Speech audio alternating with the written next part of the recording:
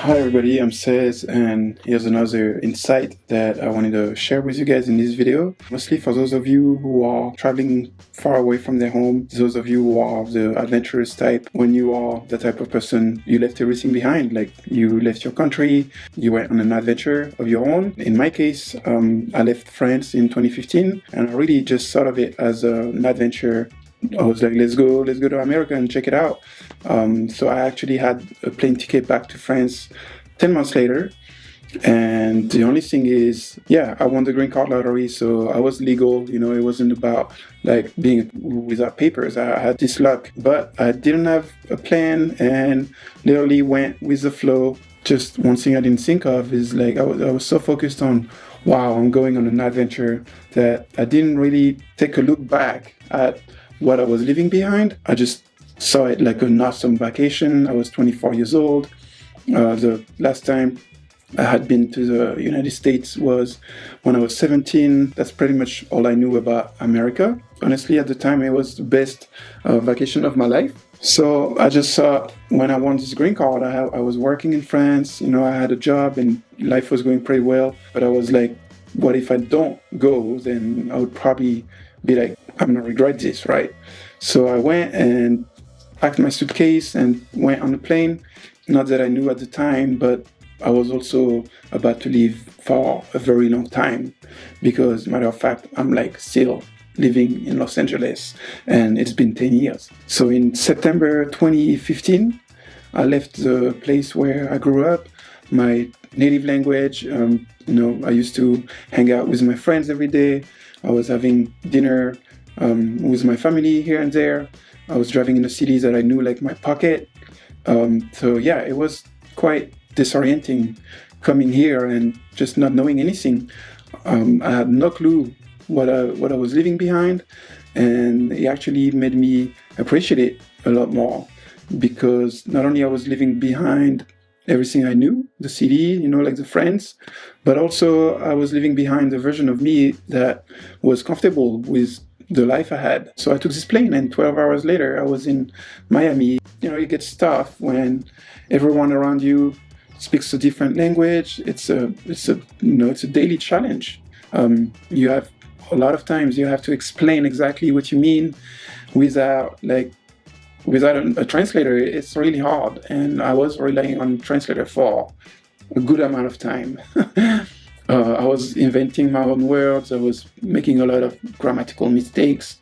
You just become this complete stranger, and not only you're a stranger to the land, you actually become a stranger to the version of yourself. Like, you're learning a new language, you're trying to understand the culture, like what people talk about, like all those things are like, it's a learning curve, right?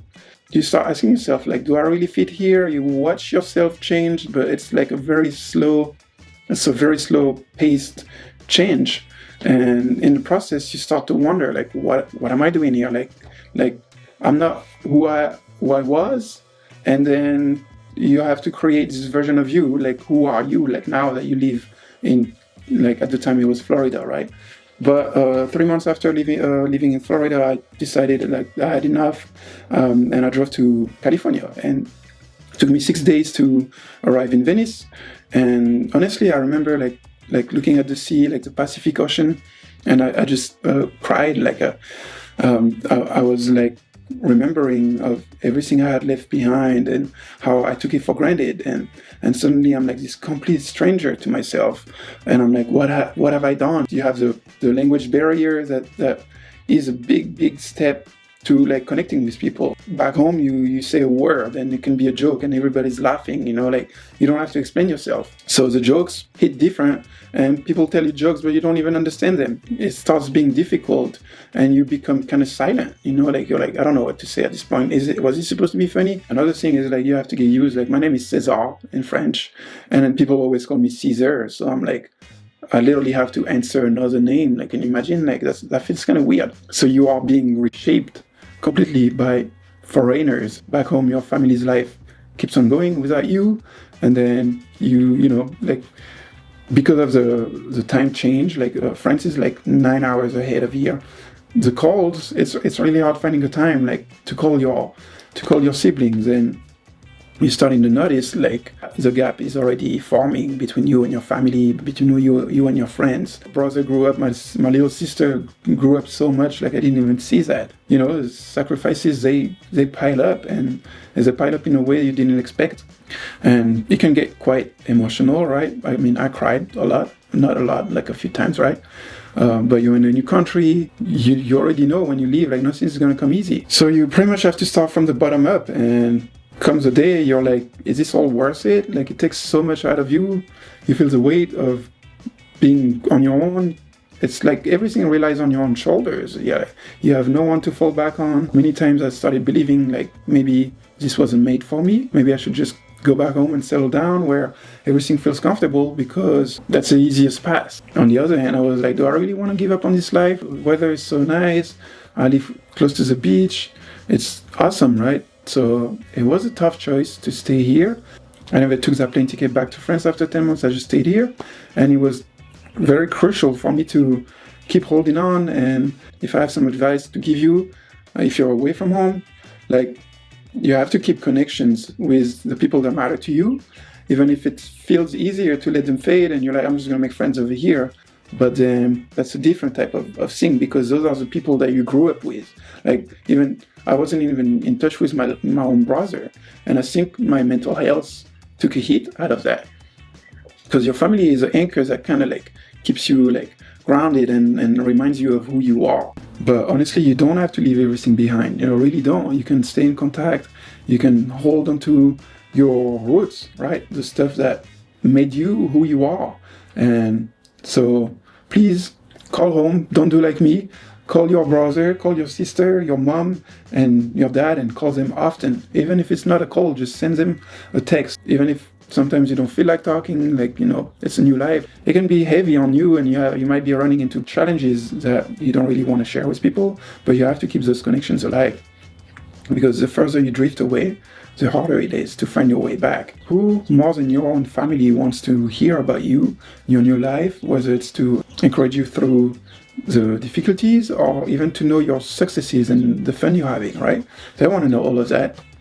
So it took me a long time before I realized that those people are the people that care the most for me in the entire world, and I should be letting them know how I'm doing, because not only I'm hurting myself, but I'm hurting them too.